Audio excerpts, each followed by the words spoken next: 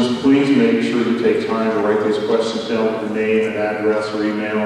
If you will, put a phone number so that if you can't read your writing and kind of clarification. Sometimes we get asked questions and I don't really know what they want. So we can call you up and find out.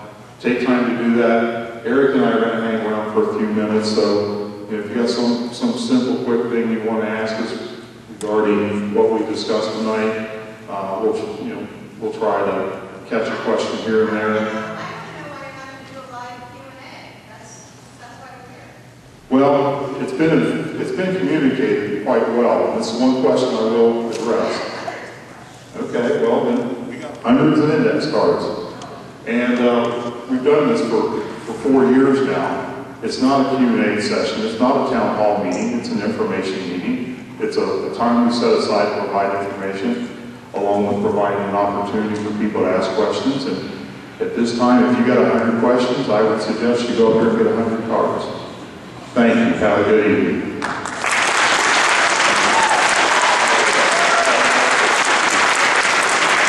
And we know times are tough for everyone. And in fact, if this levy means that you're not going to be putting food on the table, or you can't purchase the prescription medicine you need, then I'll say to you, don't vote for it. You know, if he was a magician, he'd be the greatest magician in the world. They have to vote no.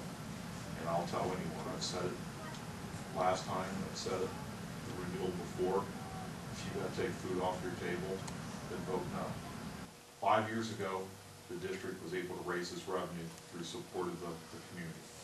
And now 5 years later, we're going to have to ask for support again. Like I said, we're operating at a very low rate. And can we cut more? Yeah, we can, but there's two things that we can do, and be realistic about it. We can either cut our revenue, cut our expenditures, or we can raise our revenue. 5 years now, 5.5 years. And 5 years ago, the district was able to raise its revenue through support of the community. And now 5 years later, we're going to have to ask for support again. But I don't see we have an option. Not only making the cuts, but just how would we ever recover those? It's not a good situation. Well, and that's true of every district in Ohio. Wants, and what we found out is we got 43% that want us to maintain these standards, and our levy, it raises $6.5 million, 43% that do not want it, 12% that's undecided. And that's why we bring this recommendation to you. Right. I think people get confused though about, they think they live in a $250,000 home, but that's not the assessed valuation. So that's a critical point. Correct. It would be $251 annual. $100,000 that's assessed. For $100,000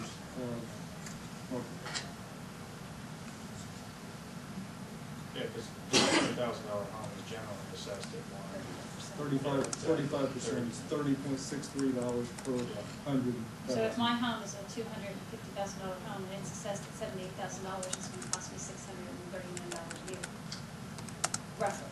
That, and we also see a 7% decrease in our property valuation. Well, that's the other factor. Is not only are we being hit at the state level, we're looking at a 7.2% reduction in the local amount, and both of those are combining throughout the life of the forecast. And that was a forecast changer. Why?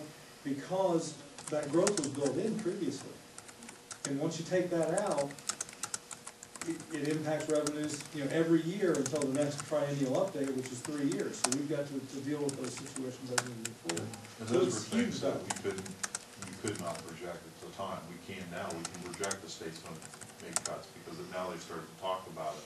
But in all reality, it comes down to two things. Mary's talked about this.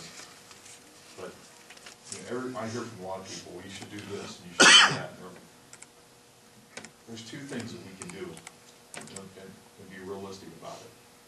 we can either cut our revenue, or excuse me, cut our expenditures, or we can raise our revenue.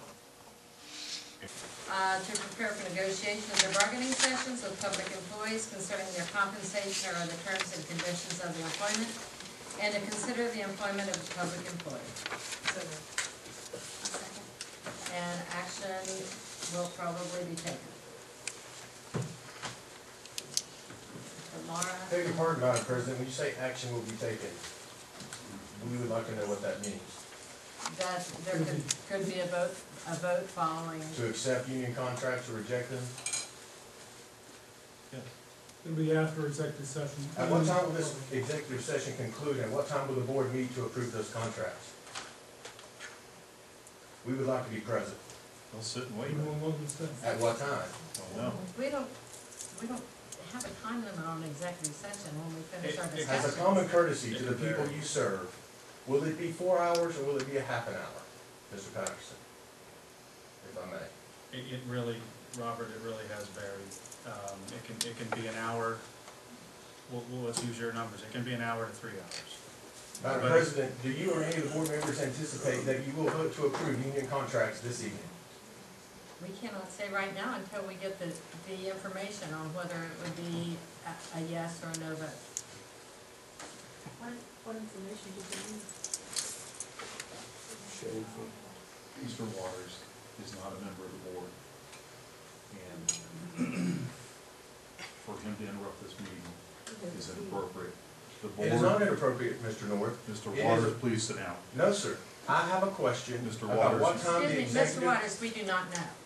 We will come back as quickly as we can. If we had somehow stalled the negotiations until the May board meeting, we would have been accused of waiting to see if the levy passed. We negotiated in good faith and in accordance with the negotiated agreement, and it was voted on today by our 3 associations. And the voters know 43 days in advance of the levy, the contract agreement.